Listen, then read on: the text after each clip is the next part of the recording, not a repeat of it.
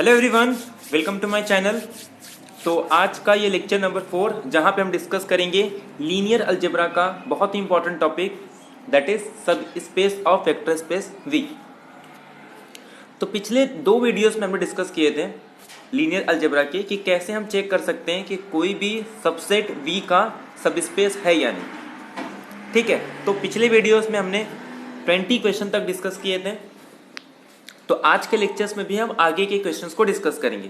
अच्छा, पिछले लेक्चर्स में एक मिस्टेक हो गया था, वो मैं क्वेश्चन आगे डिस्कस करूंगा कि वो वेक्टर स्पेस फॉर्म करता है। मैंने एक काउंटर एग्जांपल लिया था, वहां पे प्रॉब्लम ये हो गया था, मैंने डिफरेंट पॉइंट लेके किया था, बट हम उसी पॉइंट के लिए चेक करेंगे कि x0 एक ए बी पे इंटरवल में एक पॉइंट बिलोंग कर रहा है, तो उसी पॉइंट पे हम सेकेंड फंक्शन को भी लेंगे, तो वो क्या फॉर्म करता है, सब स्पेस फॉर्म करता है। ठीक है, और एक चीज, तो मैंने आज तो कुछ सॉल्यूशन जो है यहाँ पे अपलोड कर दिया है, लेकिन बाकी का जो सॉल्यूशन है मैं आपको टेलीग्राम ग्रुप पे या अपने व्हाट्सएप ग्रुप पे प्रोवाइड कर दूंगा, जिसका लिंक आपको डिस्क्रिप्शन बॉक्स में मिल जाएगा। तो वहां से आप क्या कर सकते हो, ग्रुप पे ज्वाइन हो सकते हो, टेलीग्राम ग्रुप पे और व्हाट्सएप ग्रुप पे। तो वहां पे जो सॉल्यूशन होंगे वो क्या करूंगा, मैं आपको वहां पे प्रोवाइड कर दूंगा पीडीएफ फॉर्मेट में या इमेज में आपको वहां पे सेंड कर दूंगा। तो आप ग्रुप ज्वाइन कर सकते हो।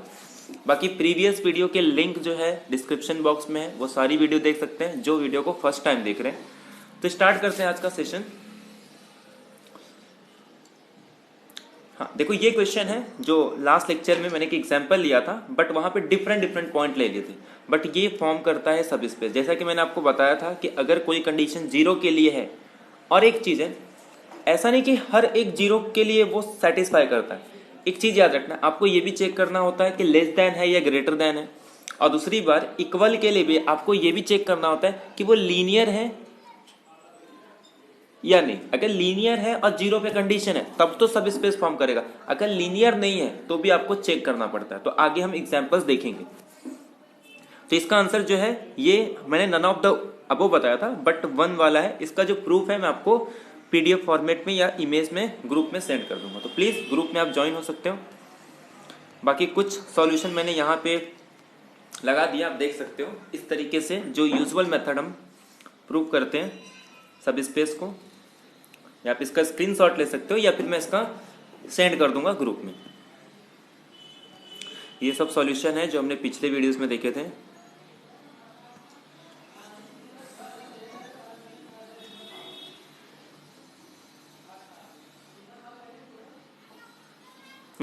तो स्टार्ट करते हैं आज का क्वेश्चन नंबर 1। तो 21 तक हमने लास्ट लेक्चर में डिस्कस किए थे, तो आज हम डिस्कस करते हैं क्वेश्चन नंबर 22। क्वेश्चन नंबर 22 क्या कह रहा है, in the vector space R square over R consider the subset. एक आपके पास आर स्क्वायर एक वेक्टर स्पेस दिया है, और यहां पे हमारे पास 4 सबसेट है आर स्क्वायर के। ठीक है, और ये चेक करना है कि कौन सा इसमें से क्या फॉर्म करेगा, सब स्पेस फॉर्म करेगा। अब ध्यान से सुनो, कंडीशन चारों में 0 पे है, बट मैंने अब भी कहा कि आपको ये भी चेक करना होता है कि वो लीनियर है या नहीं। जैसे ये लीनियर है, 0 पे कंडीशन वेक्टर स्पेस फॉर्म करेगा, ये भी लीनियर है, 0 पे कंडीशन वेक्टर स्पेस फॉर्म करेगा। और ये जो एग्जांपल है हमने 3rd या 4th क्वेश्चन में डिस्कस किया था कि x प्लस वाई हो या x माइनस वाई हो, ये हमेशा क्या फॉर्म करता है, वेक्टर स्पेस फॉर्म। बाकी इसका प्रूफ तो मैं आपको सेंड कर दूंगा। प्रोडक्ट फॉर्म नहीं करता है। अगर x y के दोनों के मल्टीप्लिकेशन अगर 0 है, तो ये डजंट इम्प्लाई कि अगर मैं सम ले लूं तो वो भी क्या करेगा, इसी के अंदर बिलोंग करेगा। तो 2 एग्जांपल ले लेते हैं। एक काम करो, एक ले लो 1 0, दोनों का प्रोडक्ट 0 है, और एक ले लो 0 1, दोनों का प्रोडक्ट 0 है, बट दोनों को जब मैं सम करूंगा कंपोनेंट वाइज तो ये आ जाएगा 1 1, बट 1 का जब प्रोडक्ट लेंगे तो 1 होगा विच इज नॉन जीरो। तो देयरफॉर काउंटर एग्जांपल मिल गया जिसके अंदर 2 एलिमेंट ले रहे हैं, एक 1 0 जिसे हम इवन भी कहते हैं, और एक 0 1। ये स्टैंडर्ड बेसिस होता है। तो ये 2 एलिमेंट है जो इसके अंदर बिलोंग कर रहे हैं, जिनका प्रोडक्ट 0 है, बट ऐड करने पे इनका सम बिलोंग नहीं कर रहा है। तो देयरफॉर वेक्टर एडिशन के रिस्पेक्ट में ये क्या नहीं है, क्लोज नहीं है। तो therefore C doesn't form a subspace of vector space V.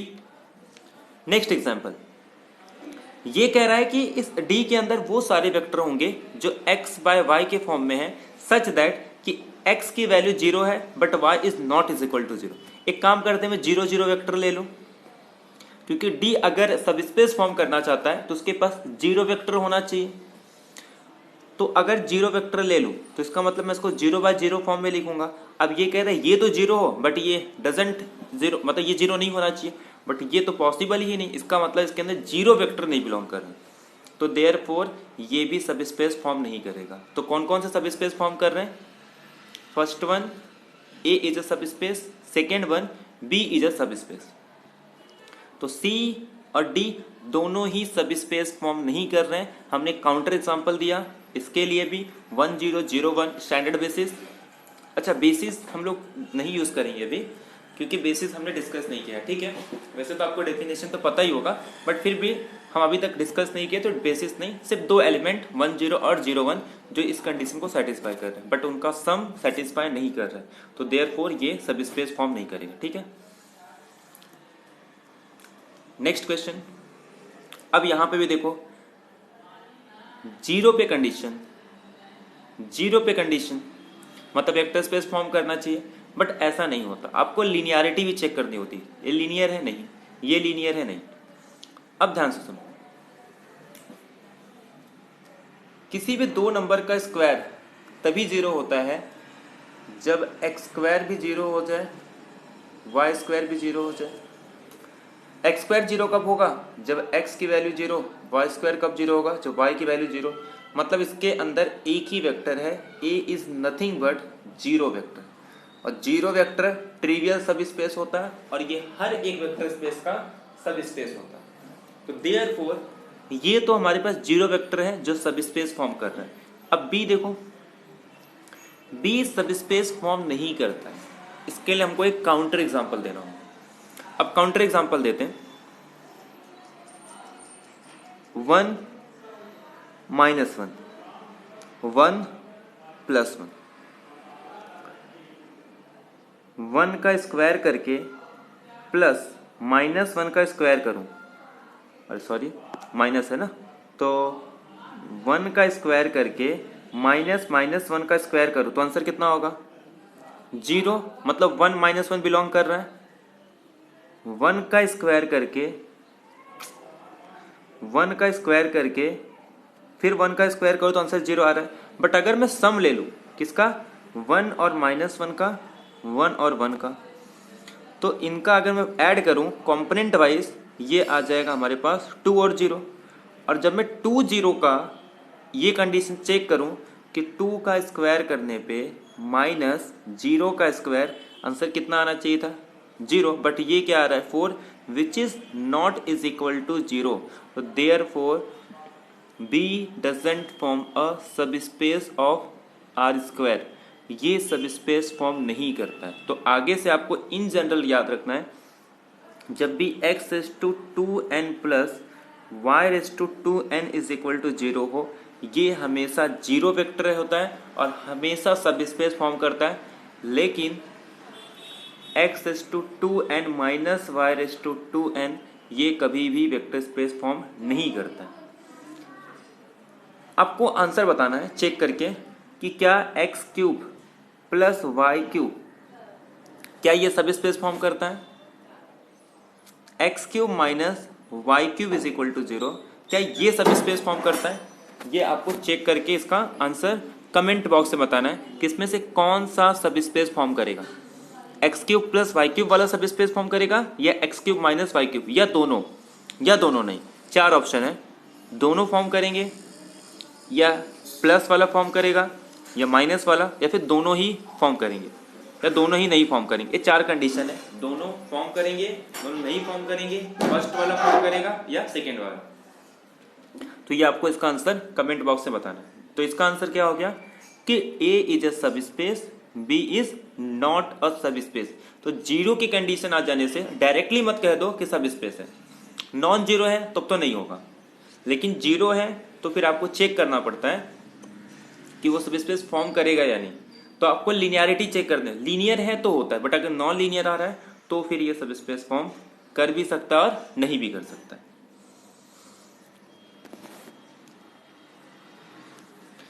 V एक वेक्टर स्पेस है, सारे रियल वैल्यूड फंक्शन 0 1 पे, 0 1 से लेके R तक एक रियल वैल्यूड फंक्शन डिफाइन कर दिया। V1 V2 V3 ये 3 कलेक्शन है। पहला सारे कंटिन्यूअस फंक्शन। अब देखो 2 कंडीशन चेक करना होता है। पहला sum of 2 continuous function is again continuous. किसी कंटिन्यूअस फंक्शन को स्केलर से मल्टीप्लाई कर दूं तो अल्फा एफ, अगर एफ कंटिन्यूअस है तो alpha f is again continuous. मतलब ये कंटिन्यूअस फंक्शन क्या होता है, सब स्पेस फॉर्म करेगा। डिफरेंशिएबल फंक्शन में भी देखते हैं कि differentiable function of sum of 2 differentiable function is again differentiable. Second algebra of differentiable में आता है ये, और स्केलर से मल्टीप्लाई करने पे वो भी डिफरेंशिएबल हो जाता है। तो दोनों ही चाहे कंटिन्यूअस हो चाहे डिफरेंशिएबल हो, दोनों ही क्या फॉर्म करते हैं, सबस्पेस फॉर्म करते हैं। ठीक है, मतलब कंटिन्यूअस फंक्शन हो या डिफरेंशिएबल फंक्शन, दोनों ही क्या फॉर्म करते हैं, सबस्पेस। अगर मैं कलेक्शन उठा लूं सारे कंटिन्यूअस फंक्शन का, मैं कलेक्शन उठा लूं सारे डिफरेंशिएबल फंक्शन का ऑन द क्लोज इंटरवल 0 1, तो वो क्या फॉर्म करते हैं, सबस्पेस फॉर्म करते हैं। अब आता है मोनोटोनिक फंक्शन। अब ध्यान से सुनो, अगर मोनोटोनिक इंक्रीजिंग दे दे तब भी आप डायरेक्टली कहोगे कि sum of 2 monotonic function need not be monotonic, अरे मोनोटोनिक इंक्रीजिंग। अगर मोनोटोनिक डिक्रीजिंग दे दे तब भी आप ये कहोगे कि sum of 2 monotonic decreasing function need not be decreasing function. या फिर आप स्केलर भी सेटिस्फाई नहीं करता है, जैसे कि अगर मैं कह दूं एक कलेक्शन ले लूं सारे मोनोटोनिक डिक्रीजिंग का और अल्फा को ले लूं निगेटिव, तो वो क्या हो जाएगा, इंक्रीजिंग। और अगर मैं इंक्रीजिंग ले लूं और अल्फा को मल्टीप्लाई कर दूं निगेटिव, तो वो डिक्रीजिंग। यानी कि इंक्रीजिंग का डिक्रीजिंग हो जाएगा, डिक्रीजिंग का इंक्रीजिंग हो जाएगा। लेकिन अगर मोनोटोनिक बोल दें तो या तो वो अगर डिक्रीजिंग हो रहा है तो भी काम चल जाएगा, इंक्रीजिंग हो रहा है तो भी काम चल जाएगा।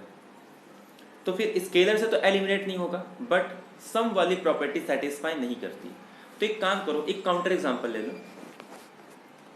एफ ऑफ एक्स को डिफाइन कर दो एक्स, एफ ऑफ एक्स को पूरे रियल नंबर पे एक्स डिफाइन कर दो, और उसके बाद -2x डिफाइन कर दो सेकेंड फंक्शन। ये f हो गया, ये g हो गया। अब क्या करो, 2 पार्ट में डिवाइड करो, एक माइनस इंफिनिटी से लेके 0 और 0 से लेके इंफिनिटी। तो x की वैल्यू निगेटिव पुट कर देंगे और पॉजिटिव के लिए x की वैल्यू पॉजिटिव। और अगर मैं दोनों का सम लूं तो x क्या हो जाएगा, -x प्लस सेकेंड क्या है, -2x, तो -2 और x को हम लोग क्या पुट कर रहे हैं, -x, क्योंकि माइनस इंफिनिटी से लेके 0 तक है। जब आप इसको सॉल्व करोगे तो इसका आंसर क्या होगा, 2x - x, यानी कि पॉजिटिव x।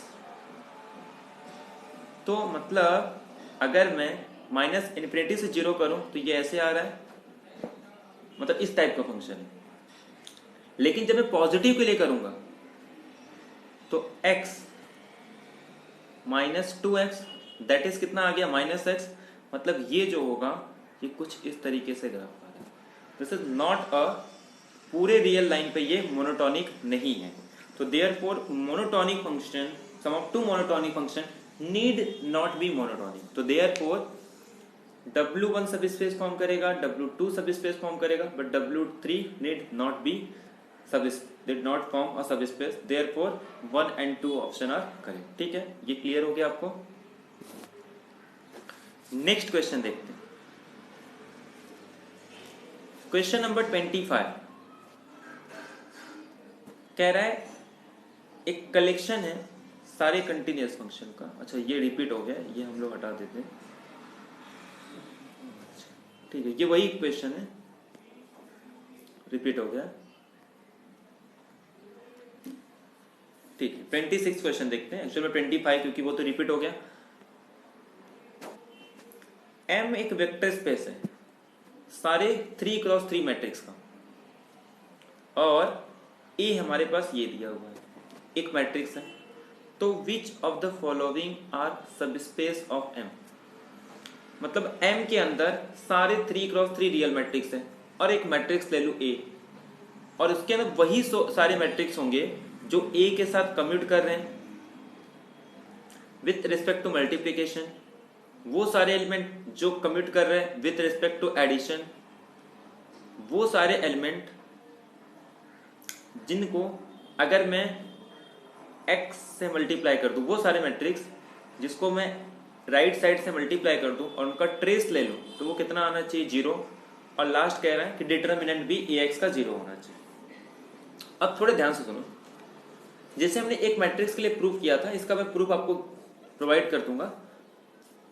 आप इसे प्रूव कर सकते हो कि ये क्या फॉर्म कर रहा है? वेक्टर स्पेस फॉर्म करेगा, सब स्पेस फॉर्म करेगा। क्यों? आप एक बार क्या करोगे, एक एलिमेंट ले लोगे x जो इस कंडीशन को सेटिस्फाई कर रहा है, मतलब x a is equal to ax, अगर x मैट्रिक्स बिलोंग कर रहा है। अगर एक y मैट्रिक्स इसके अंदर बिलोंग कर रहा है, इसका मतलब क्या लिख सकते हो? y a मतलब y क्या करेगा? कम्यूट करेगा किसके साथ? a के साथ। अब हमको क्या बताना है? x और y का लीनियर कॉम्बिनेशन, वो भी एक साइड से, क्योंकि हम लोग स्टार्टिंग में डेफिनेशन ले लिए थे कि अल्फा x प्लस वाई ये बिलोंग करना चाहिए, तो ये भी कम्यूट करना चाहिए हर एक एलिमेंट के साथ। मतलब प्रूव करना है कि alpha is a field x plus y, ये कम्यूट करना चाहिए a के साथ। मतलब अल्फा x प्लस वाई और मैं ये साइड a लिख दूं, तो ये कम्यूट करना चाहिए। इसका मतलब a को यहाँ लेके आना। एक काम करो, मैं इसको ऐसे लिख सकता हूँ, alpha x a y a, but x belong कर रहा है इस सेट के अंदर, तो देयरफॉर मैं इसे लिख सकता हूँ। अब अल्फा तो स्केलर है, इसको कहीं भी एडजस्ट कर सकते हैं क्योंकि वेक्टर स्पेस की प्रॉपर्टी है, तो हम लोग इसको एडजस्ट करके इस तरीके से ले सकते हैं, a alpha x plus y a को क्या लिख सकता हूं, क्योंकि वाई भी इस सेट के अंदर बिलोंग कर रहा है, मतलब ये ए के साथ कम्यूट कर रहा है, तो देयरफॉर मैं इसको लिख सकता हूं ए Y.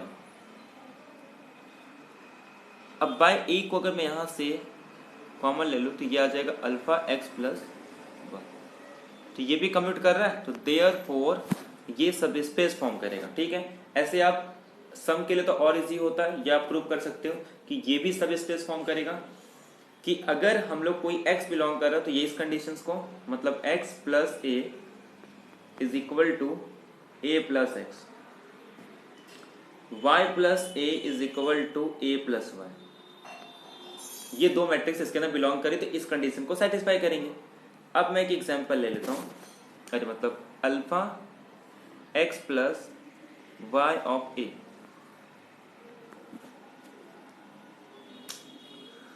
Alpha x plus y plus a. अब एसोसिएटिव वगैरह यूज करके मैं इसको क्या लिख सकता हूं, alpha x plus y plus ए।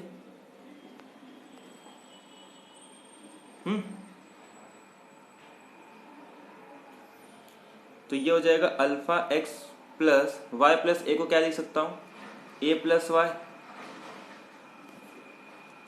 ठीक है, अब अगर मैं फिर से ब्रैकेट चेंज कर दूं इसको, तो मैं इसको क्या लिख सकता हूं, अल्फा एक्स प्लस, क्या लिखा था वहां पे हम लोग ने, वाई प्लस ए प्लस वाई। ठीक है, तो ये लिख सकते हैं हम लोग इसको, और फिर से मैं इसको क्या लिख सकता हूं, इसको मैं लिख सकता हूं ए प्लस अल्फा एक्स। कोई दिक्कत है इसमें? नहीं, क्योंकि a और x भी क्या कर रहे हैं, कम्यूट कर रहे हैं। और अगर मैं फॉर एग्जांपल x को अल्फा से मल्टीप्लाई कर दूं तो ये फिर से उसी सेट का एलिमेंट होगा, क्योंकि x क्या फॉर्म कर रहा है, सब स्पेस फॉर्म कर रहा है, और x अगर उसी सेट का एलिमेंट है तो a प्लस एक्स क्या होगा, आपस में कम्यूट करेंगे। अब ध्यान से सुनो, अब मैं इसको कैसे लिख सकता हूँ, फिर एसोसिएटिविटी का यूज करूं तो मैं इसको लिख सकता हूँ a plus alpha x plus y. तो ये हो गया, यानी कि ये भी कम्यूट कर रहा है। इस तरीके से आप सेकेंड ये दोनों प्रूव कर सकते हो। ट्रेस की प्रॉपर्टी आपको पता होगा कि trace of a plus b is equal to trace of a plus trace of b। ऐसे ही स्केलर में भी अल्फा बाहर आ जाता है, ट्रेस एडिशन में ओपन हो जाता है, इक्वालिटी में। तो देयरफॉर ट्रेस सेटिस्फाई करता है चाहे वो स्केलर की प्रॉपर्टी हो या एडिशन को। Trace of a plus b is equal to trace of a plus trace of b, और trace of alpha x is equal to alpha times trace of x। तो देयरफॉर ये भी satisfy कर जाएगा, but we note that कि determinant of a plus b need not be determinant of a plus determinant of b, and determinant of alpha a is not is equal to alpha of determinant of a. If a is a n cross n matrix, then determinant of alpha a is equal to alpha raised to n times determinant of a. तो alpha into determinant एक equal नहीं होता, तो therefore ये सब space form नहीं करेगा। बाकी ये भी सब स्पेस फॉर्म करेगी, बी बी और सी तीनों ही क्वेश्चन सब स्पेस फॉर्म करेंगे, बस फोर्थ वाला सब स्पेस फॉर्म नहीं कर रहे। ठीक है, नेक्स्ट क्वेश्चन देखते हैं। 27, ये बहुत इंपॉर्टेंट है। कह रहा है ए के अंदर सारे m cross n real matrix हैं और b बिलोंग कर रहा है r एस टू m को, b इज नॉन जीरो। आपको एक चीज बताता हूं, अगर आप एक homogeneous system of linear equation ले लो, वो हमेशा उसका सॉल्यूशन हमेशा सब स्पेस फॉर्म करता है, बट नॉन जो होमोजीनियस है वो सब स्पेस फॉर्म नहीं करता। अब पहले ही बोलते हैं बी इज नॉन जीरो, तो ये सब स्पेस फॉर्म नहीं करेगा। अगर मैं एक सेट ले लूं, जितने भी रियल सॉल्यूशन होंगे non homogeneous system of linear equation के, वो कभी भी सब स्पेस फॉर्म नहीं करता है। क्यों? क्योंकि जीरो वेक्टर ही बिलोंग नहीं करता। क्योंकि x के प्लेस पे जीरो ले लूं तो उसका सॉल्यूशन जीरो होगा, बट b क्या है? Non zero. तो देयरफॉर ये सब स्पेस फॉर्म नहीं करता। यही अगर होमोजीनियस है तो हमेशा सब स्पेस फॉर्म करता है, ये आपको याद रखना है। ax is equal to zero forms a सब space, but ax is equal to b where b is non zero, ये कभी भी सब स्पेस फॉर्म नहीं करेगा। सेकेंड क्वेश्चन कह रहा है u और v, अगर मान लो ये कोई टू सॉल्यूशन है इसका, a और b, ये सब हम आगे सिस्टम ऑफ लीनियर इक्वेशन में और डिटेल में डिस्कस करेंगे, बट अभी के लिए खाली ये सब स्पेस समझ लो कि u और v अगर ये दो सॉल्यूशन है किसी नॉन होमोजेनियस इक्वेशन का, तो आपको याद रखना है इसका जो कॉन्वेक्स सेट होगा वो भी सब स्पेस फॉर्म करता है। कॉन्वेक्स सेट क्या होता है? a u plus b v such that a plus b v is equal to 1। तो ये आपको याद रखना है, इसको कॉन्वेक्स सेट बोलते हैं। तो यहाँ पे देखो, यहाँ पे लैम्बडा है, यहाँ पे 1 माइनस लैम्बडा है, तो दोनों को ऐड करेंगे तो 1 आ रहा है। तो ये एक कॉन्वेक्स सेट है, और कॉन्वेक्स सेट भी क्या करेगा? अगर u और v सब स्पेस हैं तो उसके जितने भी कॉन्वेक्स कॉम्बिनेशन ले लेंगे वो भी क्या फॉर्म करता है? सब स्पेस फॉर्म करता है, जितने भी कॉन्वेक्स कॉम्बिनेशन ले लो। तो ये देखो, ये कॉन्वेक्स कॉम्बिनेशन है, ये सब स्पेस फॉर्म करता है। बाकी आपको चेक करना है तो सिंपल क्या करोगे, मैं कह रहा हूं अगर u एक सॉल्यूशन है इसका मतलब क्या है कि a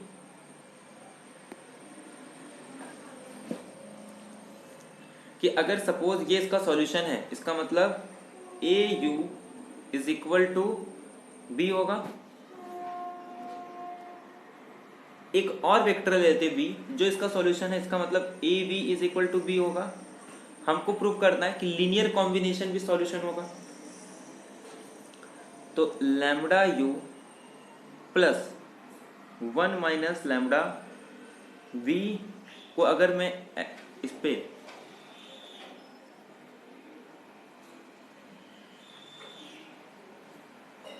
तो ये भी सॉल्यूशन होना चाहिए, ऐसा प्रूव करना है। ठीक है, तो मतलब a x के प्लेस पे ये पूरी वैल्यू लिख दो, और फिर बाद में हम ये प्रूव कर सकते हैं कि इसका भी आंसर b आएगा। सिंपल कैलकुलेशन है, आप कैलकुलेशन करके कर सकते हो, बाकी इसका सॉल्यूशन तो मैं आपको प्रोवाइड कर दूं। ये कह रहा है कि for any two solution linear combination also a solution only when lambda is between 0 to 1। ऐसा कुछ नहीं है, हर एक लैम्बडा के लिए जो कॉन्वेक्स लीनियर कॉम्बिनेशन हो वो हमेशा सब स्पेस फॉर्म करता है। ठीक है, यानी कि इसका सेकेंड ऑप्शन और फोर्थ ऑप्शन क्या कह रहे, देखो, if rank of a is n, rank मतलब कितने number of linearly independent vector होगा, ये आगे डिस्कस करेंगे।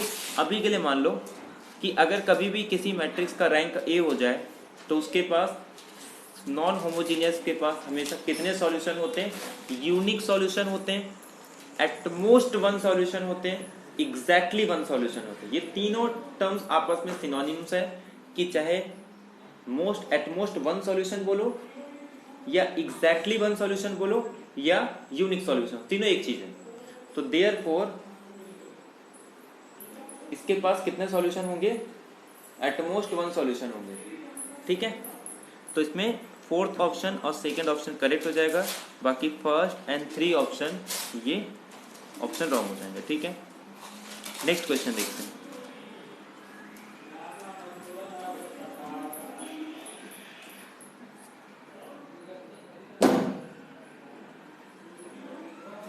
तो क्वेश्चन नंबर 28, क्वेश्चन नंबर 28 क्या कह रहा है, ध्यान सुनो। Mn डिनोट कर रहा है the vector space of all n cross n real matrix. मतलब Mn क्या है? n क्रॉस n के जितने भी रियल मैट्रिक्स हैं। तो among the following subset of Mn decide करना है कि कौन सा लीनियर सबस्पेस है। मतलब ये 4 ऑप्शन है, इसमें से कौन से सबस्पेस होंगे, फर्स्ट सेकंड थर्ड फोर्थ में से कौन सा सबस्पेस होगा। और ये क्वेश्चन है CSIR नेट दिसंबर 2016 का। देखो यहां पे आपको काउंटर एग्जांपल लेने होंगे। कह रहा है वो सारे मैट्रिक्स उठा लो जो नॉन सिंगुलर है। तो आपको ये चेक करना है कि अगर मैं एक मैट्रिक्स ले लूं जो कि देखो स्केलर तो प्रॉपर्टी सेटिस्फाई हो जाएगा कि अगर कोई मैट्रिक्स सिंगुलर है नॉन सिंगुलर और उसको किसी स्केलर से मल्टीप्लाई कर दो तो फिर से वो क्या होता है? नॉन सिंगुलर होता है, उसमें कोई दिक्कत नहीं। लेकिन सम होगा या नहीं ये डाउट है। तो एक काम करते हैं, कोई 2 ऐसा मैट्रिक्स फाइंड करते हैं जो नॉन सिंगुलर हो बट उनको ऐड करने पे वो सिंगुलर हो जाएगा। अभी देखो सिंपल सा क्वेश्चन है, एक ले लो आइडेंटिटी और एक ले लो माइनस आइडेंटिटी। या कोई भी मैट्रिक्स ले लो जो नॉन सिंगुलर हो और उसी के रिस्पेक्ट में एक उसका साइन चेंज कर दो, निगेटिव मैट्रिक्स ले लो, ऐड करने पे 0 मैट्रिक्स आएगा। ये बहुत ही सिंपल क्वेश्चन है, इसमें कुछ नहीं है। देखो a where a is non zero, कोई भी ऐसा मैट्रिक्स ले लो और एक मैट्रिक्स इसी का निगेटिव ले लो, माइनस ए और ए 0 0, ऐड करोगे तो क्या आने वाला है? 0 मैट्रिक्स, ये 0 है, एक 0 मैट्रिक्स आएगा।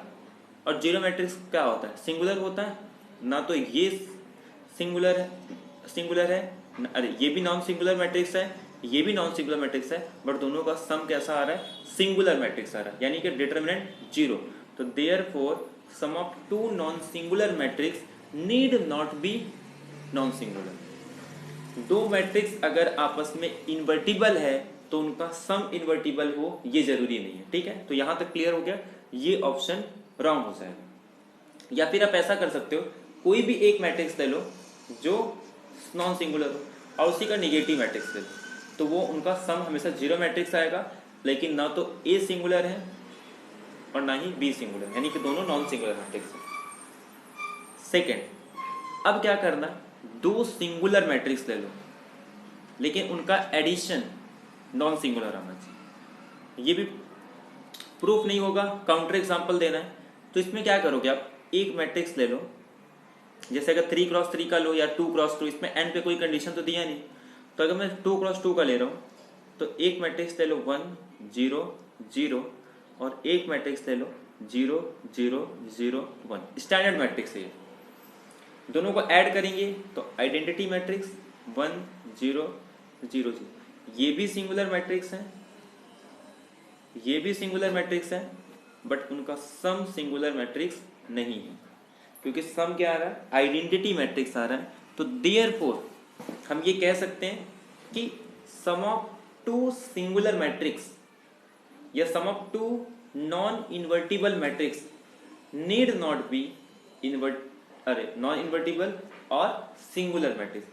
कि अगर किसी 2 मैट्रिक्स का डिटरमिनेंट 0 है तो उनके सम का डिटरमिनेंट 0 हो ऐसा जरूरी नहीं है, कंपलसरी नहीं है, ठीक है। तो यहां से हमारा जो ऑप्शन नंबर 2 है एलिमिनेट हो गया। फर्स्ट भी एलिमिनेट हो गया। अब आते हैं थर्ड पे, ट्रेस की प्रॉपर्टी बता रहा है। अब भी मैंने कहा था कि ट्रेस स्केलर पे भी वैलिड होता है और सम पे भी वैलिड होता है। मैं यहाँ पे चलो प्रूव कर देता हूँ, हमारे पास टाइम है क्योंकि ज़्यादा क्वेश्चन नहीं है, शायद ये आखिरी या सेकेंड लास्ट क्वेश्चन है, देखते हैं। मैं कह रहा हूँ कि ट्रेस ऑफ, अगर ए और बी सेटिस्फाई कर रहा है, अगर ए और बी V3 के अंदर है, इसका मतलब trace of a is equal to 0, trace of b is equal to 0। और अब मैं ले लेता हूं अल्फा ए प्लस बी, तो ये हो जाएगा alpha times trace of a plus trace of b, ये प्रॉपर्टी है। Trace of 0 trace of b 0, तो therefore 0 plus 0, 0 into alpha 0 plus 0, तो 0 प्लस 0 0, यानी कि अल्फा प्लस बीटा भी बिलोंग कर रहा है इसी मैट्रिक्स के अंदर, क्योंकि ट्रेस के पास ये प्रॉपर्टी होती। डिटर्मिनेंट इसके लिए नहीं होता, यहाँ पे 0 कंडीशन है, बट डिटर्मिनेंट एडिशन के प्रॉपर्टी को, यानी कि determinant of a plus b is not is equal to determinant of a plus determinant of b. Next question, b a के फॉर्म में लेना है और जहां पे ए बिलोंग कर रहा है एम एन। ये कह रहा है इसके अंदर वो सारे मैट्रिक्स हैं जितने भी कॉम्बिनेशन बनेंगे बी ए की। तो इसका मतलब एक मैट्रिक्स ले लेता हूं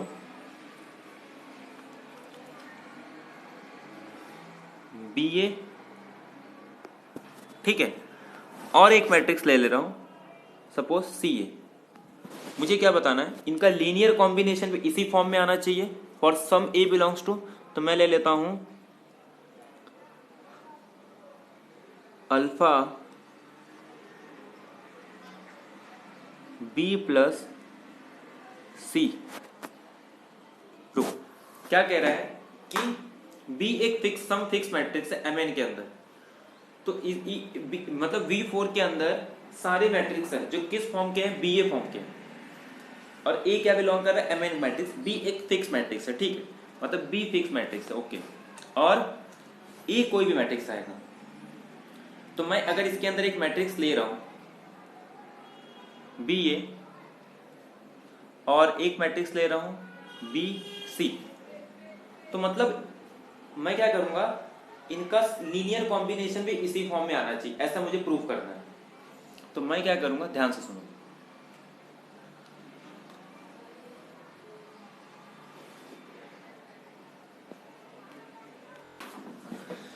ठीक है। तो मान लो दो मैट्रिक्स ले लेते हैं, किसे लिया था हमने, बी ए और where some a belongs to M N, मतलब एम एन क्रॉस एन का मैट्रिक्स है, और एक मैट्रिक्स ले लेता हूं b c for some c belongs to M N. तो इनका लीनियर कॉम्बिनेशन भी इसी फॉर्म में होना चाहिए, यानी बी और some matrix which is belongs to M N. तो दोनों का लीनियर कॉम्बिनेशन ले लेता हूं, let alpha times b a plus b c. मैं इसको अगर एसोसिएटिविटी का यूज करूं स्केलर वाला, तो इसको कैसे लिख सकता हूं मैं, b of alpha a plus b of c. Distributive का यूज करूं तो मैं ऐसे लिख सकता हूं b alpha a plus c. अब ध्यान से सुनो, मतलब ये किस फॉर्म में आ गया, B alpha a plus c. अब सी किसको बिलोंग कर रहा है, एम एन मैट्रिक्स को, ए किसको बिलोंग कर रहा है, एम एन मैट्रिक्स को, और अल्फा स्केलर है। तो अल्फा से किसी एम एन मैट्रिक्स को मल्टीप्लाई करने पे वो भी मैट्रिक्स एम एन फॉर्म का होगा, मतलब एन क्रॉस एन ऑर्डर का मैट्रिक्स होगा।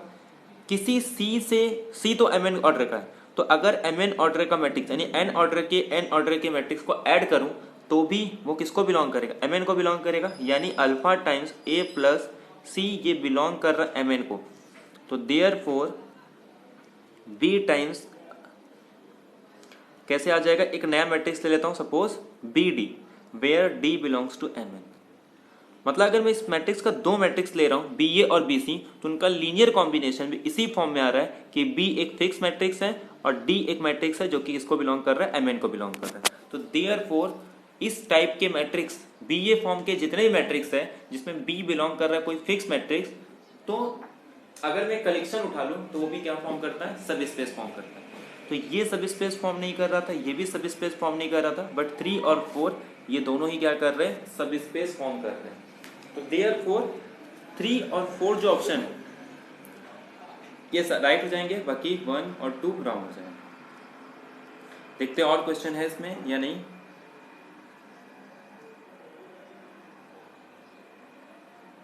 ओके, आई थिंक ये लास्ट एग्जाम्पल था। तो यानी कि आज हमारा जो सब स्पेस के जितने भी प्रॉब्लम थे वो सारे हमने डिस्कस कर लिए। अब जो नेक्स्ट लेक्चर होगा वहां पे हम डिस्कस करेंगे बहुत important topic, that is linear combination, linear dependence और लीनियर इंडिपेंडेंट। कि अगर हमारे पास V का कोई सबसेट ले लो S, हाँ, तो S को हम लोग कब लीनियरली डिपेंडेंट कहेंगे, कब लीनियरली इंडिपेंडेंट कहेंगे, और हम लीनियर कॉम्बिनेशन के कॉन्सेप्ट को डिस्कस करेंगे नेक्स्ट लेक्चर में। तो नेक्स्ट लेक्चर हमारा कब होगा, जब भी नेक्स्ट वीक में होगा, क्योंकि ये वीक में अभी रियल के लेक्चर्स होंगे और अप्लाइड के लेक्चर्स होंगे और मॉडर्न अलजेब्रा के भी लेक्चर होंगे। 2 लेक्चर हैं, तो अभी 4 या 5 लेक्चर्स के बाद फिर से लीनियर अलजेब्रा का होगा, जहां पे हम डिस्कस करेंगे लीनियरली इंडिपेंडेंट, डिपेंडेंट और लीनियर कॉम्बिनेशन। उसके बाद हम डिस्कस करेंगे बेसिस और डायमेंशन। फिर उसके बाद एक सीरीज ऑफ क्वेश्चन हम सॉल्व करेंगे, लगभग 100 क्वेश्चन हम सॉल्व करेंगे डायमेंशन से, लीनियरली इंडिपेंडेंट और लीनियरली डिपेंडेंट से रिलेटेड। कम से कम देखो 100 के आसपास, लेकिन मोर देन 50 क्वेश्चन, और उसके बीच में हम मतलब लगभग 100 तक क्वेश्चन हम सॉल्व करेंगे। बहुत क्वेश्चन को सॉल्व करेंगे डायमेंशन पे, खास करके डायमेंशन पे बहुत सारे क्वेश्चन सॉल्व करेंगे, क्योंकि एग्जाम में ना डायमेंशन पे डायरेक्टली क्वेश्चन पूछा जाता है, और वो भी मतलब बोलते हैं ना, वो भी ऐसे रहते हैं जो आप मैट्रिक्स को देख के ये बता सकते हो कि इस मैट्रिक्स का डायमेंशन कितना है। कोई पॉलिनोमियल दिया है तो बता सकते हो उसका डायमेंशन कितना है, कोई सब स्पेस दिया तो डायमेंशन आप फाइंड कर सकते हो। खासकर मैट्रिक्स का डायमेंशन एग्जाम में बहुत पूछा जाता है। तो लास्ट लेक्चर, सेकेंड लेक्चर में या नेक्स्ट लेक्चर में हम लोग क्या डिस्कस करेंगे, linearly dependent, linearly independent, linear combination, उसके बाद बेसिस डायमेंशन। उसके बाद हम जब भी लेक्चर होगा उसके नेक्स्ट वीक में हम क्वेश्चन सॉल्व करेंगे, ठीक है। तो आज का लेक्चर यही एंड करते हैं। प्लीज़ अगर आपको PDF चाहिए इसके सॉल्यूशन का, तो आपको टेलीग्राम ग्रुप पे या व्हाट्सएप ग्रुप पे 1-2 दिन में प्रोवाइड कर दूंगा। तो प्लीज़ टेलीग्राम ग्रुप पे और व्हाट्सएप ग्रुप पे आप ज्वाइन हो सकते हैं, जिसका लिंक डिस्क्रिप्शन बॉक्स में given. Thank you very much, have a nice day.